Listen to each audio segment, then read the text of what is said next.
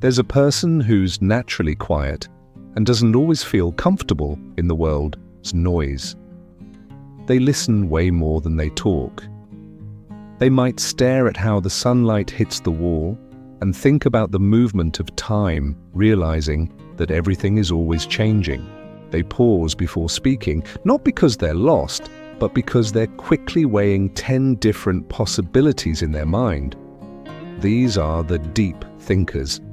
They spend more time inside their heads than they do having conversations. They can take one single moment and turn it into a whole universe of ideas. But if you are one of them, you know it's a difficult way to live. Being a deep thinker isn't just about being smart, it's about being incredibly sensitive. It means seeing the layers and details most people just walk right past. It feels like both a gift and a heavy backpack. To truly get a deep thinker, you have to understand the constant tug-of-war between their private inner world and the busy world outside. Most people think too much thinking leads to confusion, but for a deep thinker, thinking is necessary, like breathing. It's how they make sense of being alive. They don't just see a tree, they see its roots gripping the soil, how it leans toward the light, and how its existence secretly mirrors their own. They find metaphors everywhere. A simple chat becomes an analysis of human emotion. Silence turns into a question. A glance tells a whole story. Psychologically, deep thinkers have what experts call high-trait introspection. They naturally analyze not just what's happening around them, but what's happening inside them. They are always searching for meaning, asking why, not to be difficult, but because why feels like air. This ties into activity in a brain area called the default mode network, which lights up when we're reflecting or lost in thought. It's the same network active during creative and imaginative moments. The deep thinker's mind is a storm of connections, always comparing, weaving, and reflecting. But this ability can feel isolating. While others are rushing through life and reacting, deep thinkers are observing. They stop, notice details, and think before they answer. Often, by the time they're ready to speak, the group has already moved on. So they stay quiet. People mistake that silence for a lack of interest, when it's really a sign of depth. A deep thinker doesn't want to just talk, they want to understand. They crave conversations that skip the small talk and dive into dreams, fears, and the messy truth of the human heart. Surface-level chatter drains them. While most people swim near the shore of daily life, deep thinkers are diving for treasure at the bottom of the ocean of thought. That depth, however, comes at a cost. It makes them overthink. They replay past moments, take apart every sentence they heard, and wonder what the person really meant. Their mind gets stuck in a loop of what-if scenarios. They do this not because they're insecure, but because they see nuance in everything. Every choice has 10 different possibilities. Every feeling has hidden roots, and their brain won't rest until it finds them. There's a term called meta-cognition, thinking about your own thinking. Most people use it occasionally. Deep thinkers live in it. It's like they're always watching their own thoughts from a distance, questioning them and trying to understand their own mental habits. This makes them incredibly self-aware, but also easily prone to self-doubt. When you're aware of everything, you see all your own faults in perfect clarity. A deep thinker doesn't just ask, "What do I want?" They ask, "Why do I want it? Where did that desire come from? What will happen if I get it or don't get it?" They analyze love, fear, and memory until they feel they can almost touch these invisible things. But in doing so, they sometimes miss the simple joy of just being. They forget that you don't need to understand everything. Some things are meant just to be felt. You'll often find deep thinkers alone, maybe walking with headphones on, not because they're lonely, but because solitude is their natural environment. They need space to breathe, process, and untangle thoughts that other people don't even know exist. They are people who feel intensely deep emotions while appearing perfectly calm. Their feelings move like strong, quiet currents beneath the surface. They might be staring into space in a coffee shop, but inside their head, they're replaying something they said years ago and analyzing what it revealed about them back then. This isn't self-punishment, it's self-mapping. They aren't judging themselves as much as they're trying to draw a map of their own mind to know exactly where each feeling resides. This can make them seem out of touch with reality when really they are just trying to see reality from every possible perspective. A fascinating part of deep thinking is something called existential thinking. This is when you don't just wonder about your life, but about life itself, time, purpose, morality, and consciousness. These are questions with no easy answers, and that's what separates them from regular overthinkers. Overthinking is worrying about the future. Deep thinking is questioning reality itself. It's the difference between anxiety and awareness. Here is the contradiction. The same mind that's brilliant at seeing patterns can also create problems that aren't there. Because when you think so deeply, you can connect anything to anything. Sometimes that complex web becomes a trap. They might overanalyze a moment of silence, assume meaning where there is none, or turn simple issues into philosophical puzzles that never get solved. It's like having a microscope that's too strong. You start seeing things that were never meant to be viewed so closely. Still, that depth is exactly what makes them so creative. Many of history's most important minds, Einstein, Da Vinci, Jung, were deep thinkers. They saw the unseen connections between ideas. They looked at problems from angles no one else considered. When your mind never stops asking why, you eventually find answers that everyone else missed. In modern life, deep thinking isn't always valued. Our world likes things that are fast, certain, and productive. Pausing to think looks like being slow. Silence looks like weakness. Complexity looks like confusion. So deep thinkers often learn to hide their depth to fit into a world that moves too fast for them. They'll nod along in conversations even when they disagree. They smile politely while their thoughts are wandering light years away. It's only after everyone leaves that their real conversation begins inside their own head. There's a loneliness to this intense inner life because deep thinkers crave connection, but only the kind that feels real. And genuine connection requires vulnerability. Since most people don't want to dive that deep, deep thinkers stay guarded. They become selective, quietly observing until someone else shows a sign of depth. Only then will they let them in. And when they do, it's not halfway, it's all the way. They'll share their deepest fears and hopes, even things they don't say out loud to themselves, because deep thinkers are all in. But that vulnerability can backfire. Since they see the world in shades of grey, they expect others to be just as honest. They assume people mean what they say. When reality doesn't match their expectations, the hurt is greater. Not because they're weak, but because they've invested so much meaning into everything.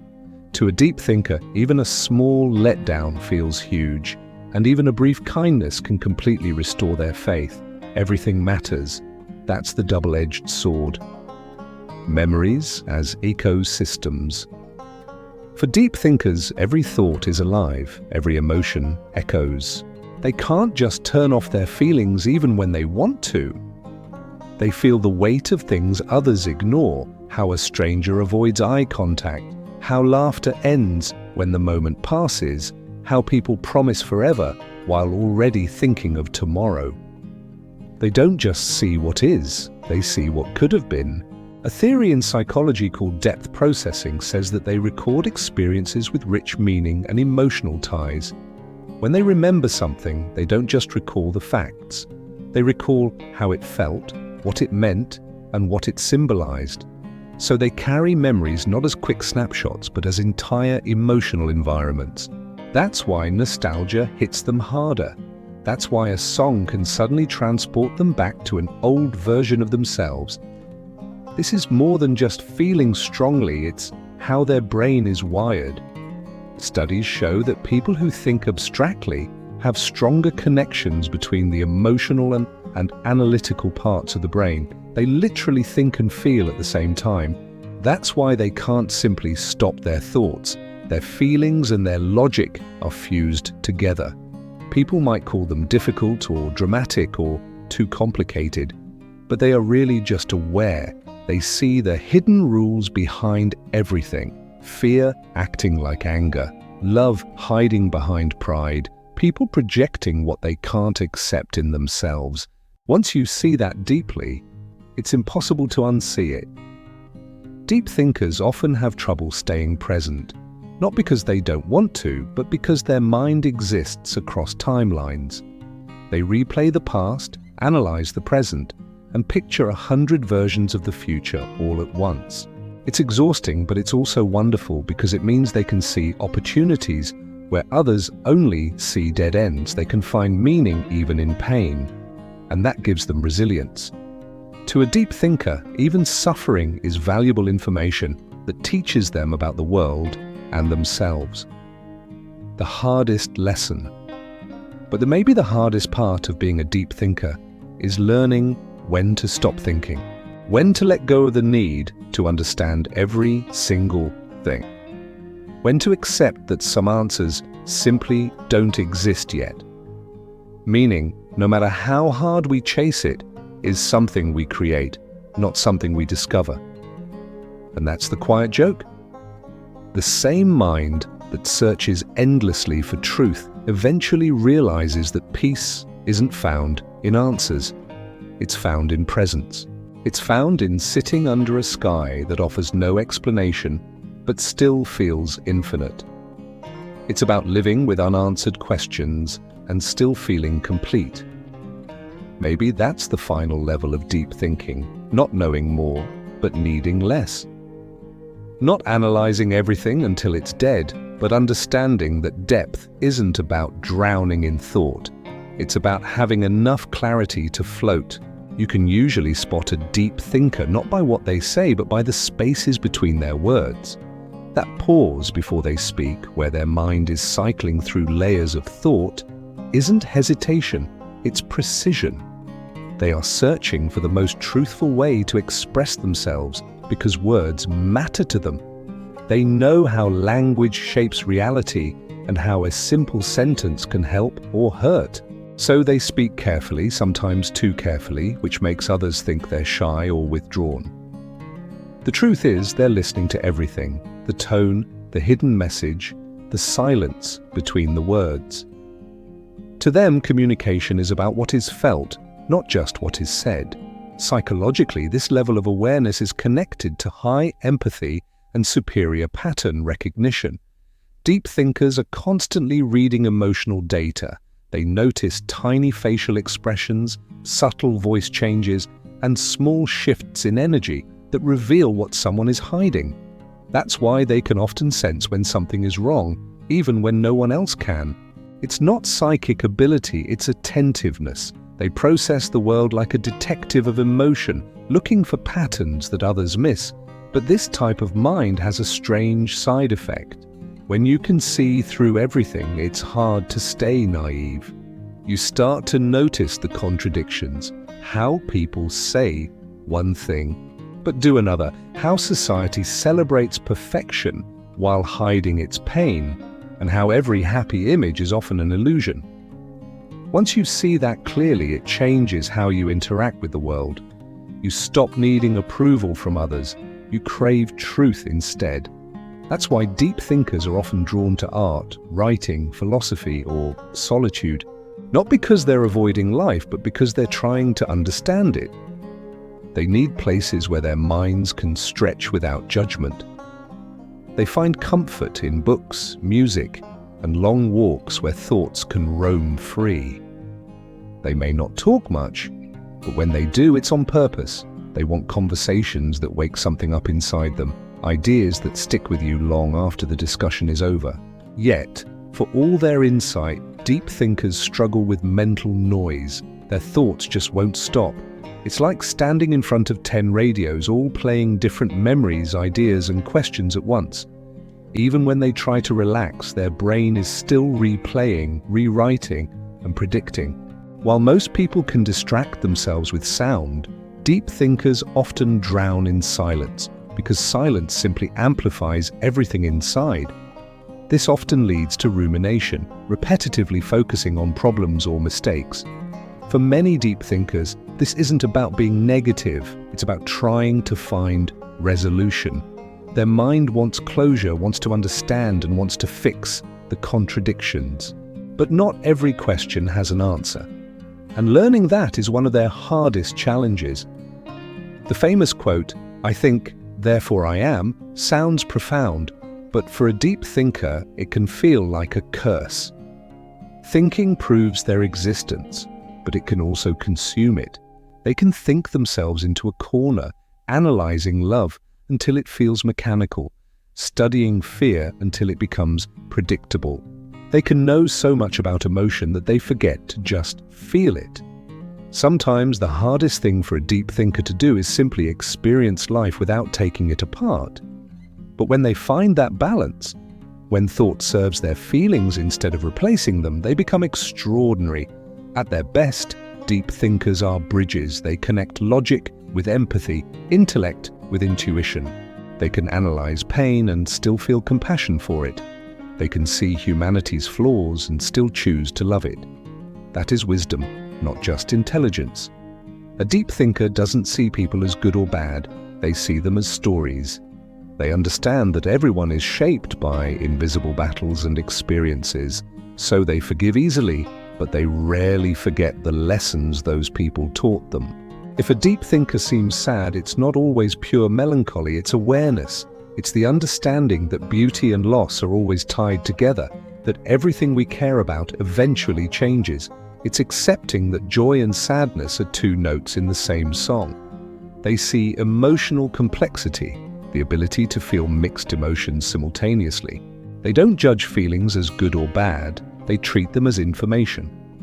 And here's a secret, they're not always serious. Some of the funniest people you know are deep thinkers. When you truly understand the absurdity of life, humor becomes a form of wisdom.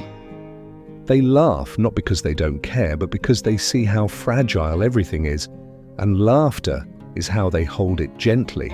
They feel deeply. They might look calm, but inside, emotions swirl like a storm. They pick up on tension in a room, notice a forced smile, and feel the weight of things unsaid. This sensitivity can be overwhelming. They absorb too much. That's why they need solitude, to detox from the world's emotions. Alone they reset, they journal, reflect, and in that quiet they find themselves again. It's not loneliness, it's restoration. But deep thinking without a foundation can turn into a spiral. So the healthiest deep thinkers learn to ground themselves. They practice mindfulness, creativity, or service, anything that connects their intense inner world to the outer one. They realize the goal of thinking isn't to run away from life, but to enrich it. One of the most beautiful things about deep thinkers is that they rarely accept things at face value. They question the systems, the traditions, and the assumptions others follow blindly. This is actually an act of compassion because they care enough to ask, why do we do this? Is there a better way? When you love a deep thinker, know that they value understanding more than agreement. They don't need you to think like them, they just want you to think with them. Their love language is curiosity. They show affection through their attention, remembering small details and truly seeing you beyond your words. But they need patience. They take their time building trust. When they finally let you in, they've decided your soul is safe. They remind us that life isn't meant to be skimmed, that silence can be powerful, and that asking questions is a sign of wonder. If you are a deep thinker, don't apologize for your silence. Don't shrink your thoughts just to fit in. The world needs minds like yours, people who question the obvious and find meaning in the ordinary. You were never meant to fit in, you were meant to see through, to turn chaos into clarity and moments into meaning. Deep thinking isn't just a way of understanding life, It's a way of honoring it. While the world rushes by, you have something it often forgets: depth. And depth in a shallow world is its own kind of light.